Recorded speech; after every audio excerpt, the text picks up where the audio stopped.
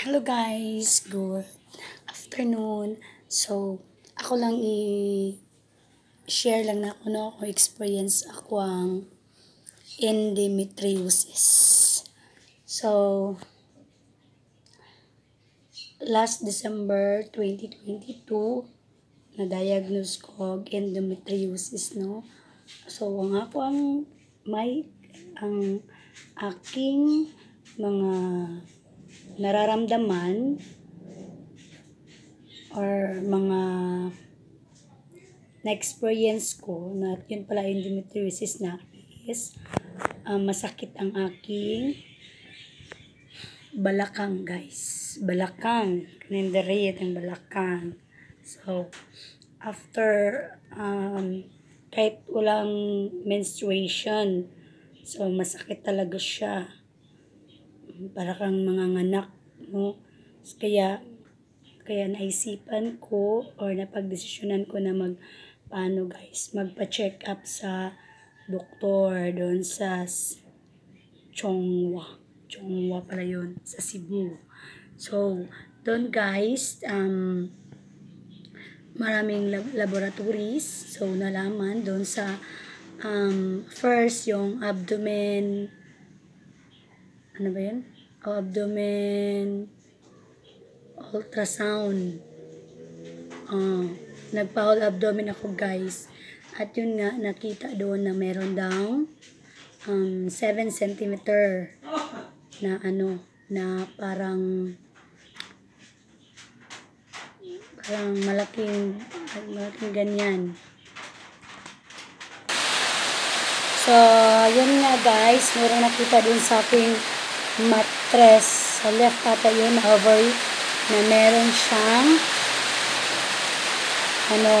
endometriosis. Ayun po sa explanation ng OB, every month daw po meron tayong buwanang dalaw. So,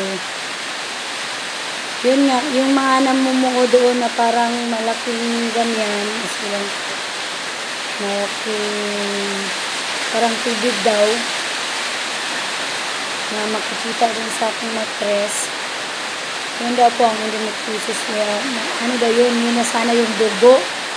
Pero hindi daw siya makalabas. Kaya, sumakit yung balakang. So,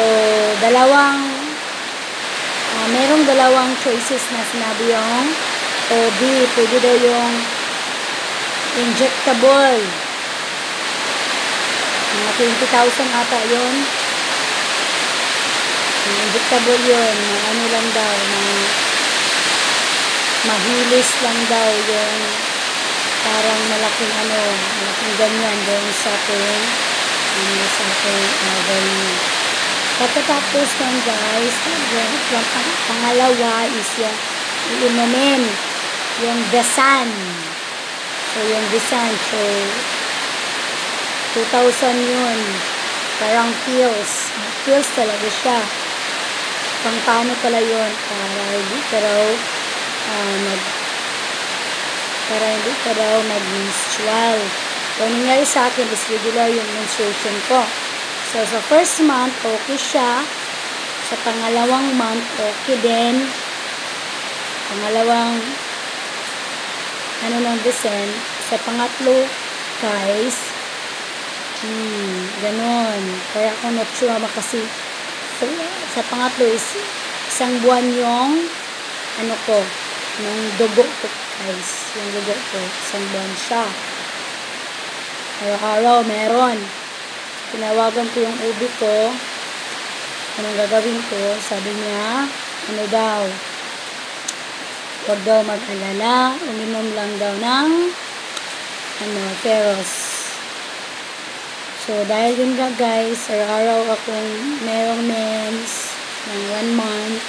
So, araw-araw, morning, noon, at saka afternoon.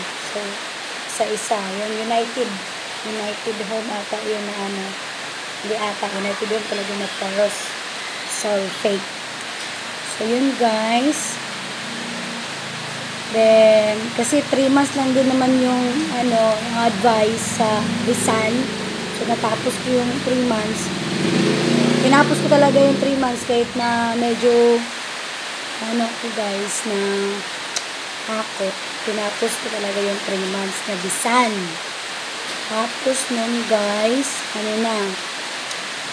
nung stop na ko sa Visan, naging regular naman yung menstruation ko.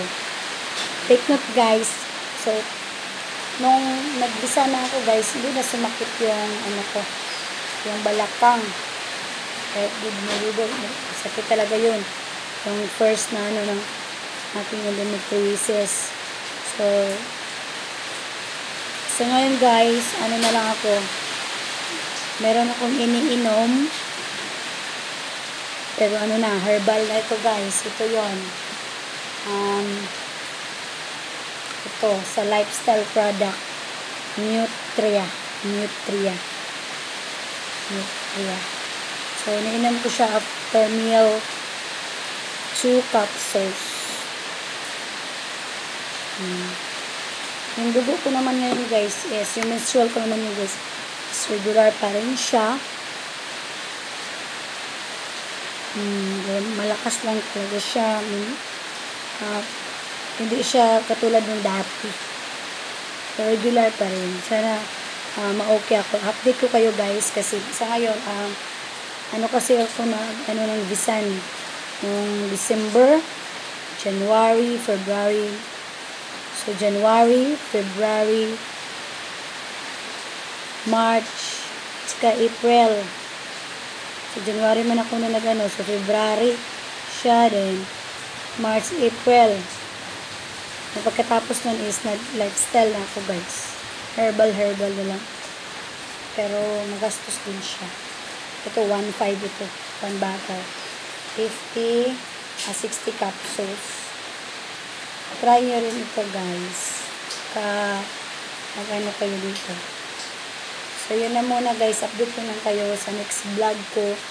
Kung ano naman ang mga naramdaman ko sa pag-inom ng mga lifestyle product. Kasi may din guys ako gallstone. So, yun na muna guys. So, kung meron kayong tanong, you can comment. Bye guys!